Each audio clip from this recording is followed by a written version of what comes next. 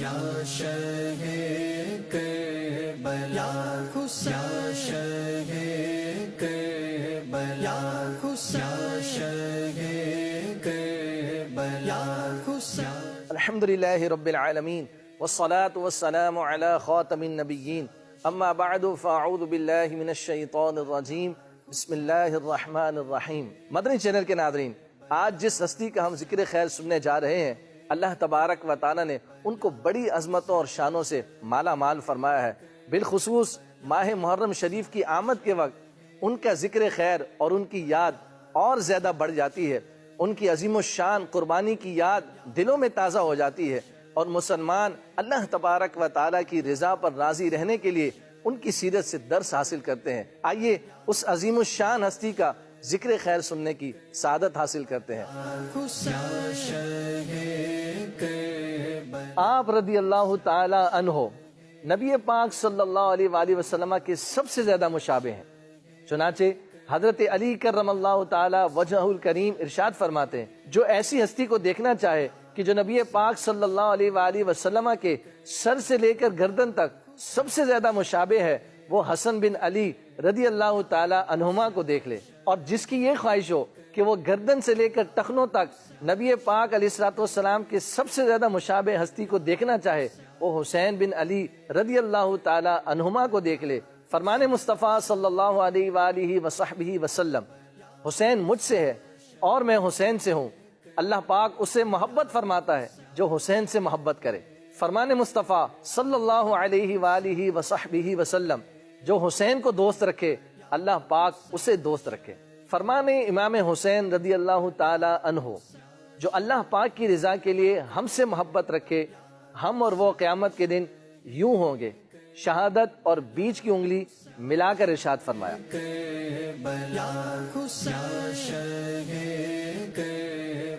امام حسین رضی اللہ تعالی عنہ کی ایک خصوصیت بیان کرتے ہوئے حضرت علامہ عبد الرحمن جامی رحمۃ اللہ تعالی علیہ ارشاد فرماتے ہیں، حضرت امام حسین رضی اللہ تعالی عنہ جب کسی اندھیرے میں تشریف فرما ہوتے تو مقدس گالوں سے اس قدر انوار نکلتے کہ اطراف روشن ہو جایا کرتے۔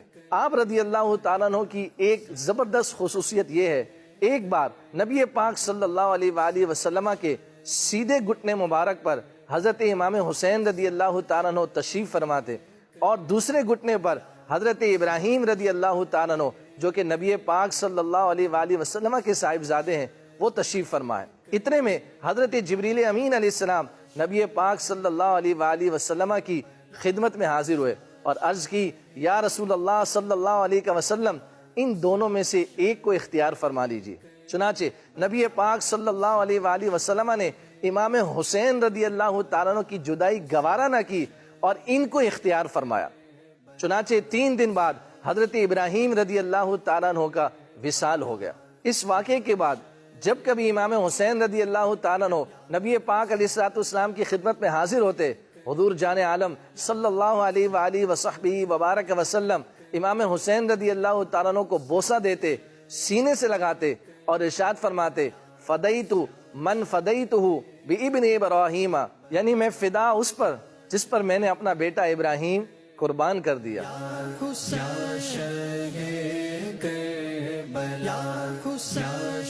آپ رضی اللہ تعالی عنہ کا نام حسین، کنیت ابو عبداللہ اور لقب سبط رسول اور ریحانۃ الرسول ہے۔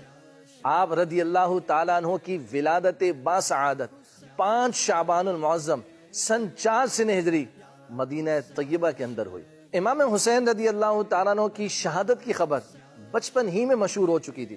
چنانچہ روایت میں ہے، ایک مرتبہ جبریل امین علیہ السلام حاضر بارگاہ اقدس ہوئے، اتنے میں امام حسین رضی اللہ تعالیٰ عنہ بھی تشریف لائے اور آقا صلی اللہ علیہ وآلہ وصحبہ وسلم کی مبارک گود میں تشریف فرما ہو گئے۔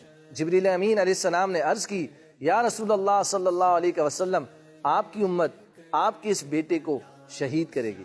اس کے بعد جبریل امین علیہ السلام نے شہادت کی جگہ کا نام بتا کر مٹی بھی پیش کی۔ امام حسین رضی اللہ تعالیٰ عنہ کی شہادت 61 ہجری بروز جمعۃ المبارک 10 محرم الحرام کو میدان کربلا میں ہوئی۔